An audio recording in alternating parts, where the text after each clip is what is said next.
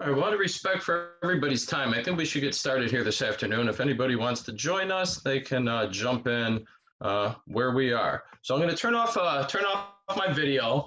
I just want to say thank you for everyone for joining us. A couple of familiar names here, Chip and Jen. It's great to see you. Kim, I don't believe we've met before, but really glad you could attend our webinar today. So we're here to talk about some ways to revamp your direct mail appeals. Allison and myself will be speaking today.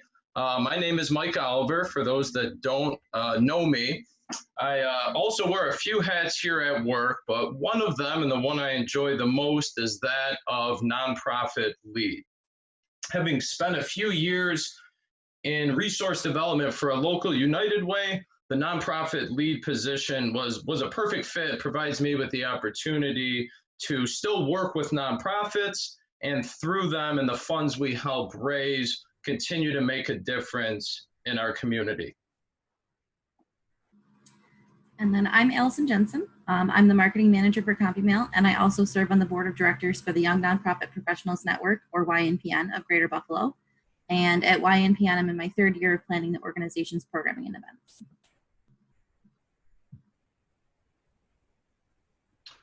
So in opening, we hope all of you and your families have been keeping healthy and maybe more importantly, sane during the challenging times that 2020 has shaped up to be. I don't think if anyone told me towards the end of 2019 that we'd be wearing masks everywhere, I would have believed them, but this is our reality. And again, certainly hope that everyone here is getting by. The pandemic and recent economic climate has been difficult for everyone. But we know that the nonprofit community especially has been facing some tremendous challenges. So our hope is that we can help you improve upon your current direct mail fundraising efforts and share with you what has been working well for so many clients of ours. So when we decided to put this together, we knew that most of you or your clients would be in the process of planning for or beginning your fall or end of year appeals. So we'd like to share some effective practices and strategies that we're advising and seeing our clients implement for their successful campaigns.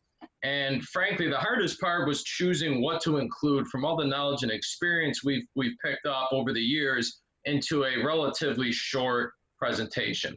So we'd like to make this presentation as conversational and really as informal as we can. So if anyone has a question, please feel free, unmute yourself, speak up, or put that in the chat function, and we'll make sure to cover that and open up a dialogue here at the end.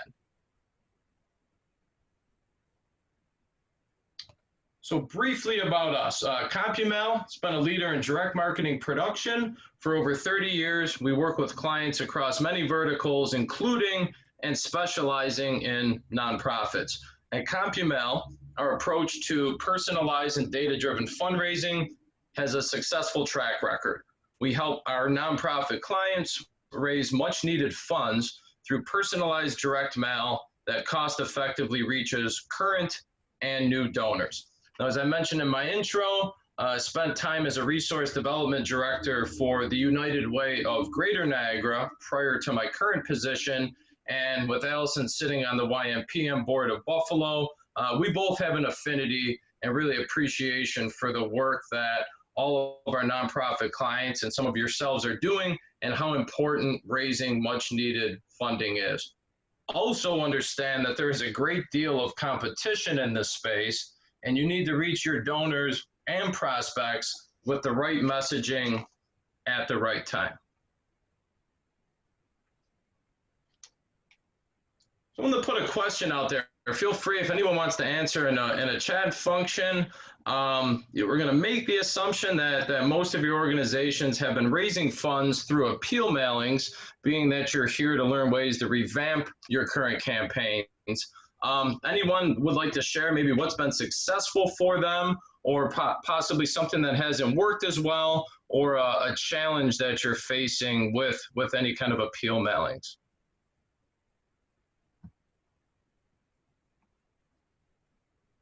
No worries. We'll give it another second. If anyone has a comment or a question, feel free to put it in the chat function, or again, we've got some time carved out at the end of this presentation. All right. Well, if a thought comes to you, again, don't be shy. Just put it in the chat function, and we'll make sure that we can address that.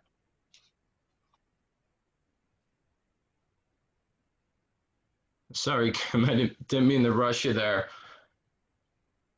Yeah, lack of in-person events is something that we've heard, from a lot of our clients, and especially those that rely on in-person events to raise money. And that's been a challenge for, I think, a lot of nonprofits, but I can think of a couple of clients of mine, especially where, their biggest challenge has been we raise so much money through in-person events, and, those, participants to those events haven't been as responsive to other means of fundraising. And to your point, authentic connections, as much even as, today's webinar presentation is, enjoyable for us, always rather be in person meeting with people. I can't even remember the last time I shook somebody's hand.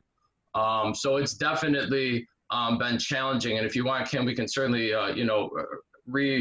revisit this at the end of the presentation, but I appreciate you sharing that comment with us. And I think that's something, unfortunately, that a lot of your peers are facing as well. All right, so I guess it was just Kim there. Kim, thanks for sharing that. All right, so we have a quick exercise here, and I'm hoping that someone's going to take a guess at this. So who would like to take a guess at how many emails you received last week? It's not a trick question, just first number that comes to mind. If someone will answer, a number that they think they likely receive, even if it's between work and personal combined. All right, 3,000. Appreciate that. Anyone else want to take a venture to guess? 1,500. All right, thanks, Jen and Kim. So that's 4 emails. Got it, Jen. Okay. Well, 2,500 to 3,000. So you guys are getting a lot of emails. How about the number of pieces of mail that you received last week? No right or wrong answer, just a number that comes to mind. So significantly less. Here we've got 10 from Jen. Kim, we got 35. All right, thanks, Chip. 15 to 20. Well, we must have lost the drum roll sound effect somewhere, but on average, Americans are receiving 605 emails and only 16.8 pieces of mail every week. So obviously you guys are certainly on the higher side of those numbers for emails, and kind of right around, I guess if we took an average, probably for the number of physical pieces of mail. So basically that means for every 36 emails, again, this is on average, yours would certainly be a lot higher, you're receiving on average 1 piece of mail in your mailbox. And according to the Retail Wire reports, the average lifespan of an email is 17 seconds, whereas the lifespan of a piece of mail is 17 days. So you can certainly see that with direct mail, more tactile, a lot stickier. So, they tend to have a much longer lifespan. And thanks, guys, for participating in this. So now I'm going to turn the presentation over to Allison. She's going to talk about some important statistics on direct mail before I get into some tips and advice for you. Okay, awesome. Thanks, Mike. So when it comes to direct mail statistics, direct mail response rate to house files is 9% compared to 1% email, 1% paid search, 0.3% online display, and 1% social media. Individuals aged 45 to 54 have the highest direct mail response rate at 14.1%, followed closely by individuals aged 65 and over with 11.1 or 11.7%. And adding a name to your direct mail piece can increase response rates by up to 135%. So the personalization is really the key here, and it's what drives really successful fundraising campaigns. Many of us already know that no word in the English language is more important than our own name. So that's what makes personalization so powerful. 60% of donors value a personalized experience when interacting with nonprofits, but only 44% are satisfied with the level of personalization that they currently receive.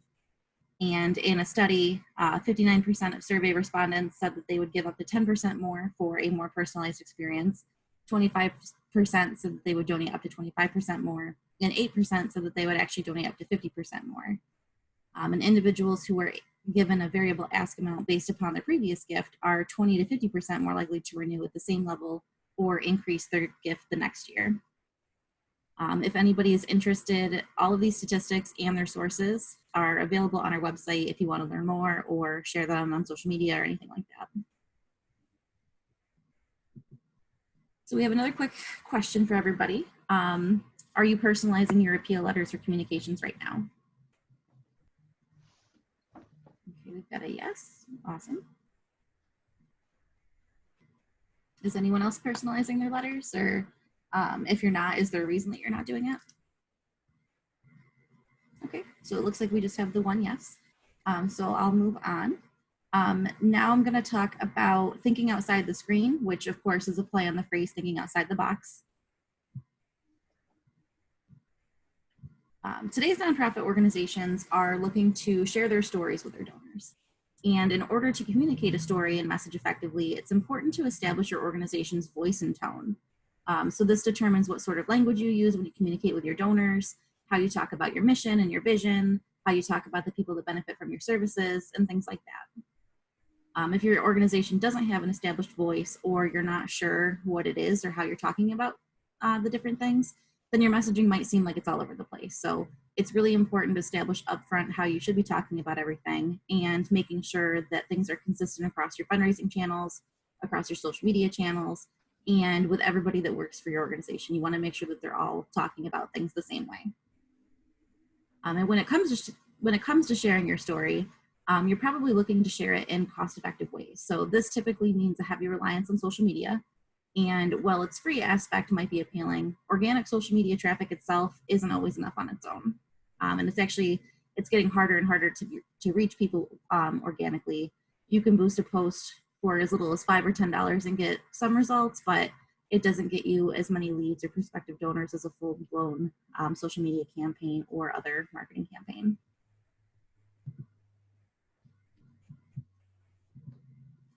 And with all of the options out there for social media platforms these days, choosing the right one or the right ones for you can feel overwhelming. But the good news is that you don't have to be on all of the channels, just the ones that your donors are using. So you want to take an inventory of your social media profiles. You want to think about which ones have the highest engagement, if there's any channels that you're pushing content out to, but nobody's seeing it or interacting with it. And at that point, you might consider doing a paid social campaign to boost your audience, but it also might be worth more to discontinue posting on those platforms and really save your time and your resources. We know that they're probably very limited, especially now. Save them so you can focus them on what's working and where more of your donors are. And I've said it a couple times now, it's difficult to grow your social media presence with organic efforts alone. So instead, you want to think about what posts are getting the most attention and maybe consider putting money behind them to extend their reach. This can be great for getting more video views, event registrations, and more, things like that. We use paid social campaigns for ourselves for some of our own content here at Compu-Mail, and I've also seen it work really well for driving registrations for YNPN Greater Buffalo. So now at this point, we're going to start getting a little bit more literal about using the phrase thinking outside the screen. So we're going to spend the rest of the presentation discussing direct mail's place in fundraising. Direct mail has its own inherent benefits from a tangible aspect. It can be really easy to scroll past something without focusing on it if it's on a screen, on your phone or computer, but it's harder to ignore something or tune it out when it's right there in your hands, like direct mail.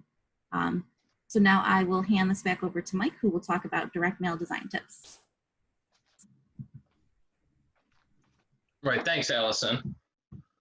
So start with personalization, something we've already discussed today. And personalization used to be an expensive and cumbersome task many years ago, has now become a lot easier and much more affordable with digital printing technology.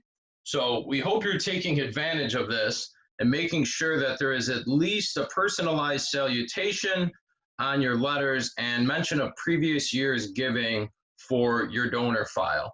Now, the mention of a previous year's gift can be as simple as, thank you for your last gift of X. We appreciate your past support and hope you can continue to support our work mission again this year. Now, it would be impossible to have a previous gift amount for prospects, but you can still address them on a first or last name basis. We also recommend using a variable ask amount for your suggested giving levels. If you remember, Allison mentioned there's a 20 to 50% higher likelihood to renew or increase at the same level with a suggested giving amount. Those can be as simple as previous gift plus 10%, previous gift plus 50% if you're feeling aggressive, or using a grid such as anyone that gave between $50 and $75, for example, will now have a suggested giving level of previous gift plus $25 or previous gift plus $50. Recently, a little tip here, we have seen a few clients use surprise us instead of other for the amount that has not been suggested. Also important to make sure your letter addresses some key points. Actually, this is very important, such as why this letter is being sent and why the gift is needed. Without these two crucial elements, there's really no point to ask for a gift. Having a brief story about your organization, or even more importantly, a testimonial from someone who has received services or goods, can also be a very powerful tool.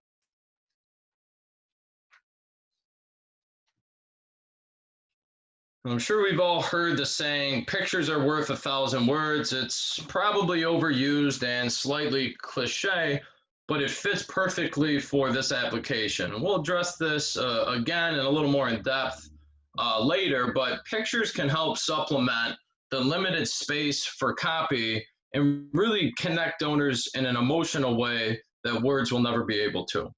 And as much as we hope and would like to think that people are going to read the letters you write and spend a lot of time on from beginning to end, the reality is that most won't. Some will, but for those that will not, make sure that you have some infographics along with bold and italicized parts to grab the attention of those who will not read the entire thing.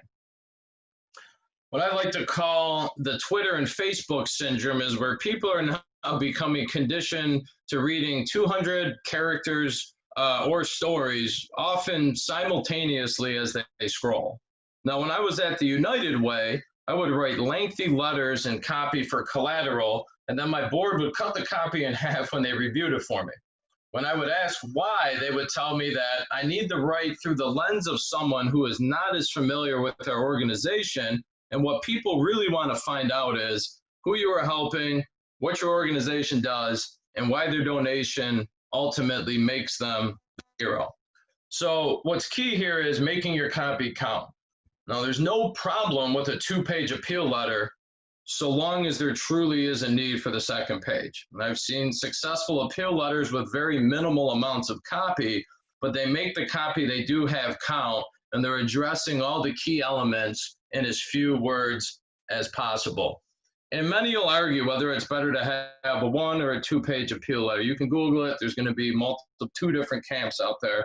But what cannot be argued is to make sure the copy you have is relevant, and please never use meaningless words to fill space. Now, if you have copy on the backside of your pledge form, which oftentimes occurs, and you do not want a whole lot of white space on the back of that letter, especially if it's an 8.5 by 14, that leaves a lot of white space.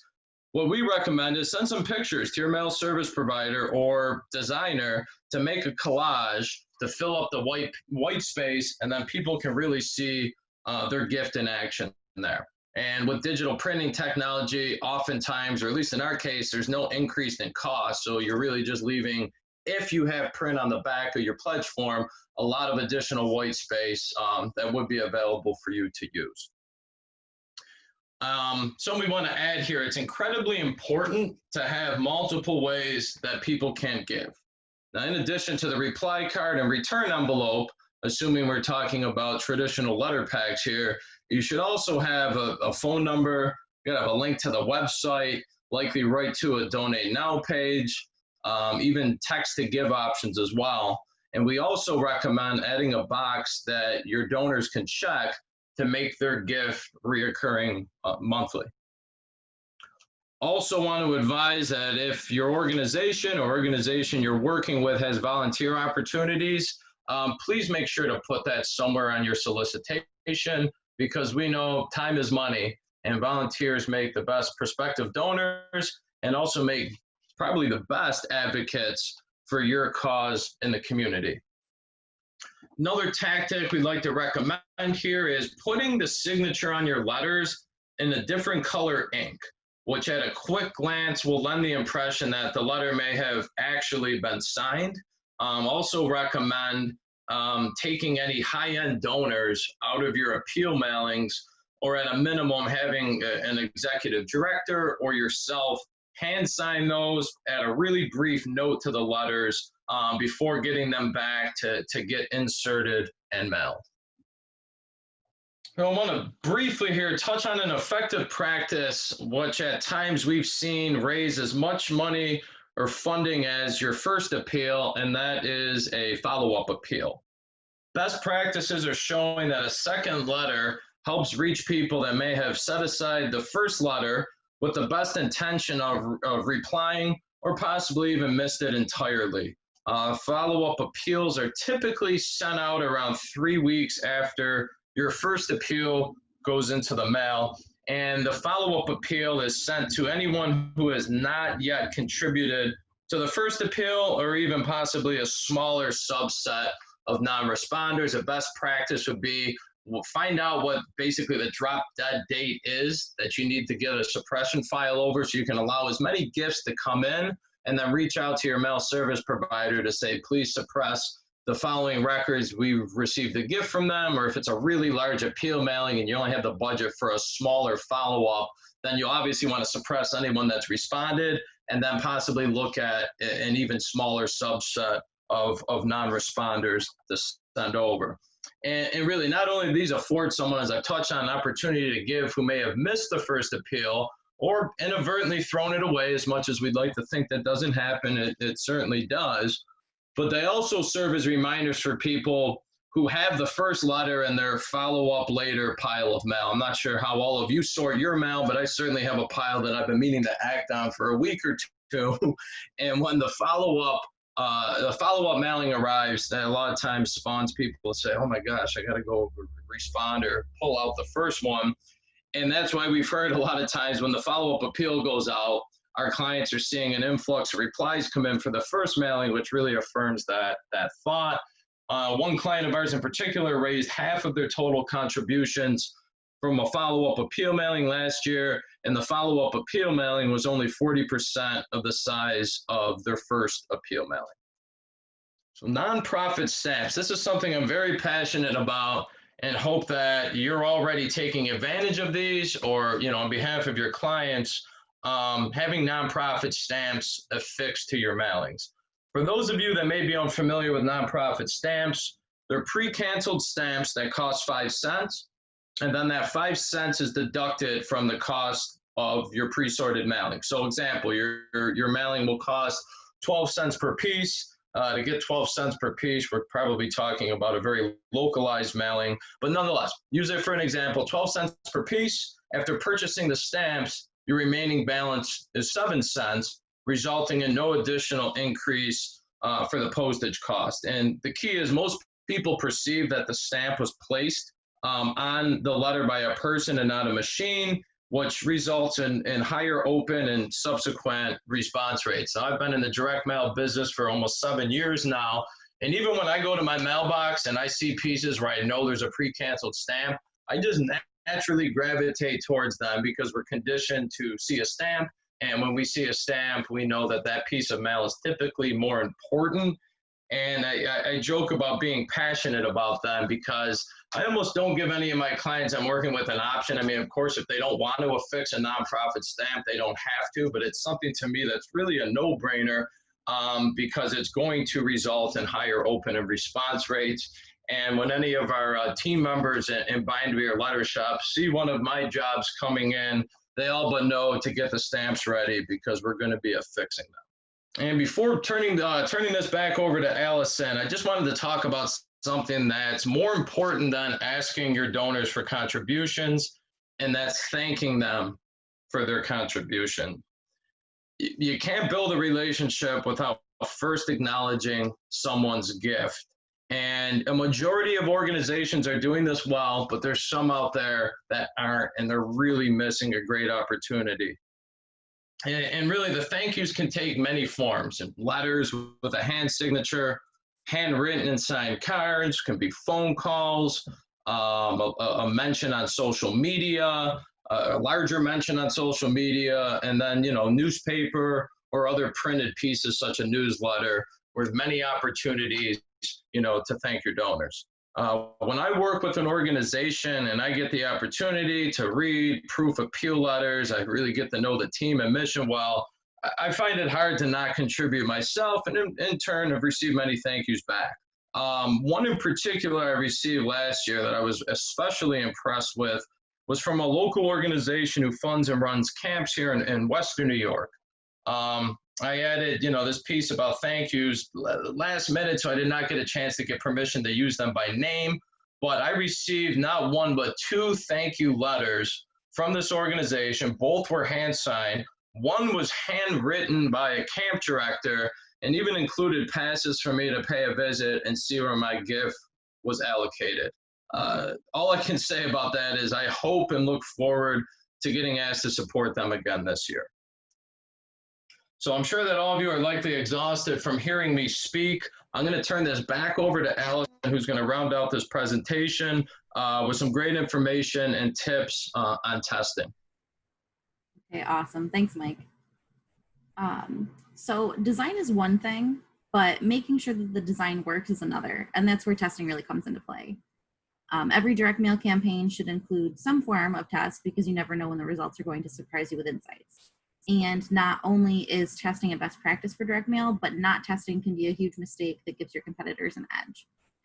And science, of course, is based on theories, and scientific tests require that you develop a hypothesis and then design a test to prove or disprove it. So some examples of how this relates to direct mail: a hypothesis could be an envelope teaser will get higher open and response rates, people respond better to different imagery, closed face envelopes outperform window envelopes, and different things like that. In order for a test to be successful, there needs to be a large enough sample size. So a good rule of thumb here is to identify a sample large enough to get 50 responses. And a few things to keep in mind as you're designing your test: only test one thing per campaign, or tracking becomes very difficult. If you're trying to test more than one thing at a time, then there's no accurate way to say, this component of the campaign was the reason for the increase in results or anything like that.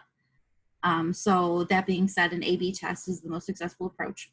You can either identify the split or have it randomly assigned. And one thing we recommend is coding the reply envelope with A or B, so it's easy to track for response analysis. You might already be doing this with the reply form, but this just takes it a step further and makes it a little bit easier when you're getting the responses back and tracking them. Some other tips include the 40-40-20 rule. This applies to fundraising as 40% of your success being the donor or prospective donor list, 40% being your ask or your call to give, and the last 20% being format, design, and copy. So just knowing this and kind of the weight there of those different components, that kind of helps decide or prioritize what you want to test and when you want to test it. And the last point to remember for testing is that it's only as good as the tracking and the response analysis. Aside from testing, segmentation is also important for successful fundraising campaigns. And that's because it doesn't really make a lot of sense to say the exact same thing to a brand new donor that you would say to longtime donors or anybody more familiar with the organization. And by segmenting your mailing list, you can craft a better appeal letter for each donor group. So 4 groups of donor segments that you're probably already familiar with are prospects, current donors, lapsed donors, and then high value donors. And the high value donors, it's important to think about the fact that they should be receiving their own package with special care, including hand signatures or addressing. And depending on the value of the relationship with the donor, special consideration should be made to removing them from the mailing list and just reaching out to them in person instead, just reaching out to them totally separately to show appreciation for the value of their gifts. And segmentation can range from anything to from letter copy to different images, anything that's going to be different from piece to piece for each segment of your list. And as we close today's presentation, I'd like to leave you with some final thoughts. So we talked a lot about personalization. It's really important for fundraising campaigns. And knowing that some of you on this call today might work for smaller organizations, you might not have another option to produce these mailings besides internally. And if that's the case, our recommendation is to try to still add a salutation and at least one variable field to mention the donor's previous gift. It'll just go a long way with them. We want everyone to remember that the purpose of direct mail for nonprofits is to gradually move donors up their larger giving tiers until they become major donors, at which point they should be removed from the appeal mailings and then solicited through personal phone calls, letters, and other in-person outreach. You want to think outside the screen. Campaigns that use mail, digital marketing, and email marketing typically yield the highest results versus campaigns that just use one medium or another. Never assume that your donors prefer to give through one avenue. The more ways that you can offer someone the opportunity to give, and then the easier that you make it to give, the more likely they will be to make the gift. So you just want to make sure that you're where your donors are and you're allowing them to respond in the way they're most comfortable. And we have an acronym that we like to use. So you've probably heard the sales motto, always be closing, ABC. For fundraising, we think it's always be testing, or ABT. And ABT actually also applies to not only always be testing, but also always be thankful. So the more ways that you show your appreciation for the relationship with the donor, the better. You want to make sure you're always following up with letters, using social media, emails, and anytime you have a donor in front of you, just make sure to thank them. I know that Mike does receive a lot of thank you letters for the contributions that he makes, and he saves the ones with handwritten messages and pins them up in his office. So that's our presentation. We want to thank you all so much for joining us today.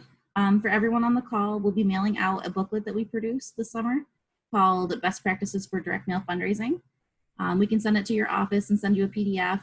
If you are working from home and you prefer to have us mail it to your house, and if you're comfortable sharing your home address with us, feel free to put it privately in the chat or send us an email. I promise you we're not going to start spamming you with mail at home. It's a one-time use kind of thing just to get the booklet out to you. And with that, I will open it up to see if anybody has any questions for us. I'm going to open up the chat box here. Oh, something popped up here. Sure, Kim, you know what we'll do is, one of us or your sales rep can follow up with you after. What it likely makes sense is to have someone reach out to you, Kim, just to find out a little bit more information so we can make sure that, we're putting an accurate estimate together, really learn more about what this campaign is for, to see if we can make any recommendations for you, if that sounds fair, Kim. Great, we'll look forward to it. Certainly not a stock answer. Some of those variables would be, whether or not we're talking about window envelopes or closed face, likely window, is this, a house file? So there's a few questions that certainly I believe it's Mike who's worked with you that will want to find out. But we'd be more than glad to do that. And we'll make sure that Mike follows up with you in a timely fashion.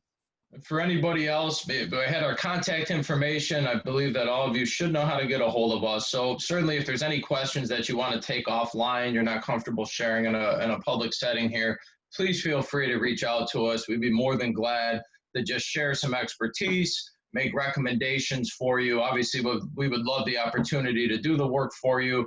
But just in lieu of, in the spirit of nonprofits, frankly, if this is something you're handling yourself or the man on the moon is going to produce it for you, I'd be more than glad to make some industry recommendations so that your campaign is hopefully as successful as possible. So with that being said, fully both of us understand, the nature of having a full schedule and a lot of commitments throughout the day. So we really appreciate all of you for taking the time to join us today, for your interest, and for those of you that work for or with nonprofits. Appreciate all the work you're doing for our communities or yours respectively. Absolutely. More than welcome, Kim. So we'll follow up with those pieces for you in the mail, and certainly look forward to hearing from anybody at any point if there's anything we can do to help you out. Okay, thank you so much for joining us. I'm going to close out the meeting.